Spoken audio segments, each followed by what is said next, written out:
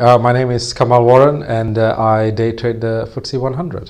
तो आप कहते हैं कि खबरें हमेशा बाजार का अनुसरण करती है, तो इसका क्या मतलब है?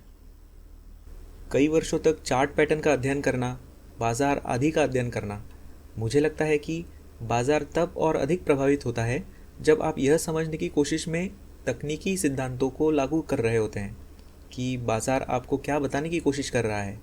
आप एक चार्ट पैटर्न बना पाएंगे चाहे कोई खबर ब्रेक हो या नहीं, और इसलिए भी क्योंकि मुझे लगता है कि यह मेरा व्यक्तिगत विचार है कि पेंडिंग न्यूज़ वैसे भी बाजार की कीमत कार्रवाई में संक्रमित हो जाएगी। और जब खबर सामने आती है, उदाहरण के लिए मुझे ठीक से याद नहीं आता कि अप्रैल में कौन सा दिन था। मुझे लगता है कि शायद अप्रैल के शुरू में था, या आम तौर पर ब्याज दर के फैसले या महीने की शुरुआत में जीडीपी संख्या से पहले होता है। आप चार्ट पैटर्न को एक निश्चित संरचना बनाते हुए पा सकते हैं जहां यह एक विशेष दिशा में ब्रेकआउट देगा। लेकिन यह कैसे हुआ होगा? यह जानते हुए कि खबर उस तरह से सामने आने वाली है जिस तरह से आई है। यदि यह संभवतः एक दिन पहले ब्रेकडाउन हो जाता है, तो आप पाएंगे कि इसके बाद आने वाली खबरें बाजार को और भी नीचे ढकेल देंगी।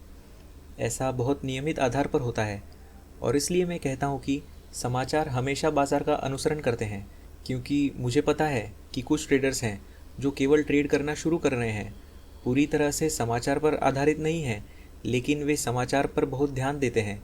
मैं यह नहीं कह रहा हूँ कि यह एक गलत चीज़ है जो उनकी ट्रेडिंग शैली के अनुकूल हो सकती है, लेकिन यह एक खतरनाक चीज़ हो सकती है। तो क्या आप कोशिश करते हैं और जितना संभव हो सके फंडामेंटल्स को नज़रअंदाज करते हैं? मेरी ट्रेडिंग शैली में, जो कि एफटीएसई में डे ट्रेडिंग करना है, हाँ, मैं फंडामेंटल्स को अनदेखा करता हूँ। लेकिन यह कहने के बाद कि यदि मैं उदाहरण के लिए किसी व्यक्तिगत कंपनी के स्टॉक में ट्रेडिंग करूँ, उदाहरण के लिए एप्पल या बीएई सिस्टम जैसी कोई कंपनी, तो मेरे लिए यह बहुत बड़ी मूर्खता होगी कि मैं यह न जानूं या न जानूं कि संगठन के भीतर क्या हो रहा है। लेकिन यह कहने के बाद कि कुछ लोग एफटीएसई या फॉरेक्स में ट्रेडिंग करते हैं, उन्हें यह जानने की आवश्यकता होती है कि मैक्रो इकोनॉमिक्स में क्या चल रहा है।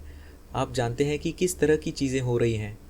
एकमात्र फंडामेंटल बात जिस पर मैं नज़र रखता हूँ, जिसका मैंने पहले उल्लेख किया है, वह है हर महीने का पहला सप्ताह। इंटरेस्ट रेट्स के निर्णयों आदि के संबंध में क्या होता है, लेकिन यह सिर्फ इसलिए है क्योंकि उस विशेष दिन जब घोषणा सामने आती है, चाहे आपको यह पसंद हो या ना हो, चार्ट आपको जो भी बताते हों, प्राइस सेक्शन में उतार चढ़ाव होगा।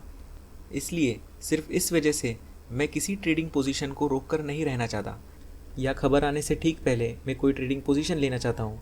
लेकिन मेरी ट्रेडिंग शैली में, हाँ, मैं चीज़ों को एक बड़ी योजना पर बुनियादी बातों को अनदेखा करता हूँ। हाँ, मैं करता हूँ।